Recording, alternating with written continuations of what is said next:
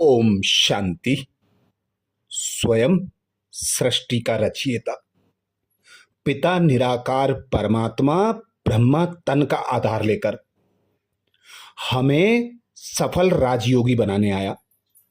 बाबा सदा कहते हैं, मैं कोई हठयोग नहीं सिखाता, मैं सहज राजयोग के आधार से तुम बच्चों को आसुरी गुणों से मुक्त कराए, नई दुनिया के लिए नए देवीय स्वभाव संस्कार धारण कराता हूं, जिससे तुम नई दुनिया सतयुग में देवी देवता पद को प्राप्त करते हो। तो सफल राजयोगी जीवन के लिए बाबा विशेष 4 बातें बताते, जो राजयोगी जीवन का आधार भी हैं और श्वास भी हैं। जीवन जीने के लिए तन स्वस्थ होना जरूरी है। तन स्वस्थ होगा तो हम कोई भी कार्य अच्छी रीति कर सकते हैं। तन स्वस्थ होगा तब हमारा मन भी स्वस्थ होगा और मन भी अच्छी रीति कार्य करेगा। तन मन जब अच्छा होगा तब हम सही तरीके से धन जमा कर सकते हैं। फिर जन, जो हमारे सगे संबंधी हैं, संपर्क में आने वाले हैं, वह भी हमारे ठीक हो जाएंगे। तन मन धन जन ठीक होने से हमारा राजयोगी जीवन, सफल जीवन सही ढंग से चल सकता है। अर्थात जो लक्ष्य हमें प्राप्त होता है उस लक्ष्य को हम सहज रीति प्राप्त कर सकते हैं। राजयोगी जीवन के लिए पहली बात बाबा बताते, गीता में कहा गया है कि 3 प्रकार के भोजन होते हैं। पहला सात्विक भोजन, दूसरा राजसिक भोजन, तीसरा तामसिक भोजन। प्रथम नंबर का भोजन सात्विक भोजन होता है, जो देवताएं करते हैं। भोजन प्रक्रिया में कोई हिंसा नहीं होती। देवताओं को कभी प्याज, लहसुन या मीट, मांस, मदिरा, शराब आदि का कभी भोग नहीं लगाते। इसलिए यह राजयोगी जीवन में हमें कभी नहीं अपनाना है। सदा सात्विक सतो प्रधान भोजन ही करना है। नॉन वेज, मांस, मछली, उग्र बांस वाले पदार्थ खाने में ऐसे हिंसक वाइब्रेशंस होते हैं जो एक ध्यान योगी अर्थात राजयोगी की साधना पर बुरा असर करते हैं, क्योंकि जैसा अन्न होगा वैसा ही मन होगा। तो राजयोगी जीवन में बाबा पहली बात बताते सात्विक भोजन। भोजन बनाते सदा पिता परमात्मा की याद हो। हाँ, भोजन में प्रयुक्त होने वाला हर पदार्थ स्वच्छ हो, पवित्र हो, पवित्र आत्मा के द्वारा भोजन बनाया गया हो। दूसरी बात बाबा बताते शुद्धता, उसके साथ ब्रह्मचर्य, उसके साथ मन में सदा शुद्ध संकल्प, शुभ संकल्प और हर एक के प्रति शुभ भावना हो। हम सभी जानते हैं कि विद्यालय में पढ़ाई ब्रह्मचर्य में की जाती है। विद्यार्थी जीवन भी बेस्ट जीवन कहा जाता है। इसमें बुद्धि को ज्ञान से भरा जाता है। अनुशासन, नियम और संयम सिखाया जाता है, ताकि हम आगे बढ़कर किसी श्रेष्ठ कार्य के लायक अर्थात ऐसे समझदार व्यक्ति बन सकें। विद्यार्थी जीवन नया सीखने की लाइफ होती है और पवित्र गृहस्थी जीवन भी देवताओं का गाया जाता है।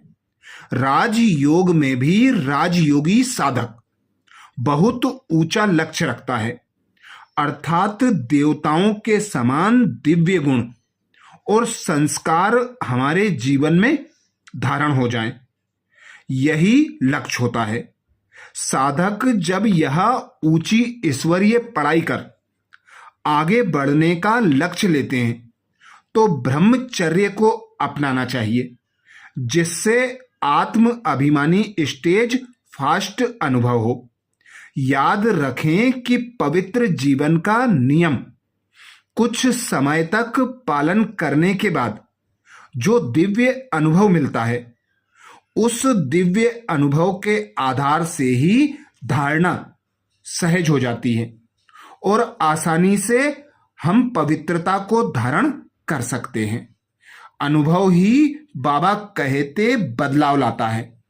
शिव परमात्मा हमें देवताओं अर्थात दिव्य सर्वगुण संपन्न, 16 कला संपूर्ण, संपूर्ण निर्विकारी, मर्यादा पुरुषोत्तम, डबल अहिंसक, पावन बनाने आए हैं।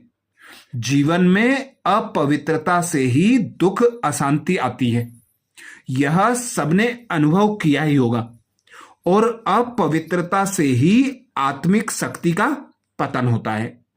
इस मार्ग में मन बुद्धि की ईश्वर में लगन और विचारों में पवित्रता सबसे महत्वपूर्ण बात है। तो पहली बात हुई भोजन, दूसरी बात हुई पवित्रता, तीसरी बात बाबा बताते दिव्य गुणों की धारणा। दिव्य गुण को जितना जितना अंदर भरते जाएंगे, विशेषताएं भरते जाएंगे, उतना अंदर की कमियां, अवगुण निकलते जाएंगे। जैसे किसी बकेट में अंदर गंदा पानी भरा हो, गंदा पानी निकालने के लिए नल के साफ पानी को प्रेशर से डालते जाओ। प्रेशर से डालने से सभी गंदा पानी बाहर निकल जाएगा और ताजा स्वच्छ पानी बकेट में भर जाएगा। वैसे ही हम ज्ञान, गुण और विशेषताओं को अंदर भरते जाएंगे, तब अवगुण, कमी, कमजोरियां आदि सब समाप्त हो जाएंगे। इसीलिए बाबा कहते विकारों का त्याग राजयोग द्वारा ही संभव है।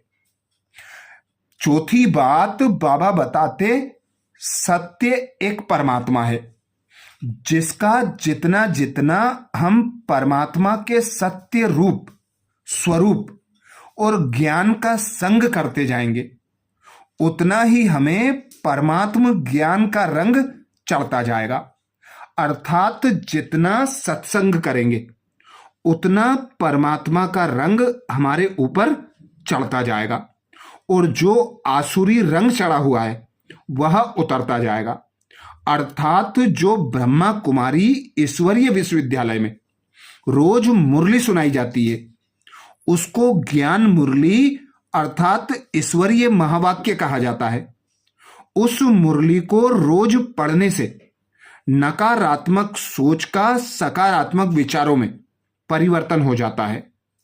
यह परिवर्तन भल धीरे धीरे होता है, पर होता अवश्य है, जिससे हमारा रोज का सत्य का संग अर्थात सत्संग होता जाता है।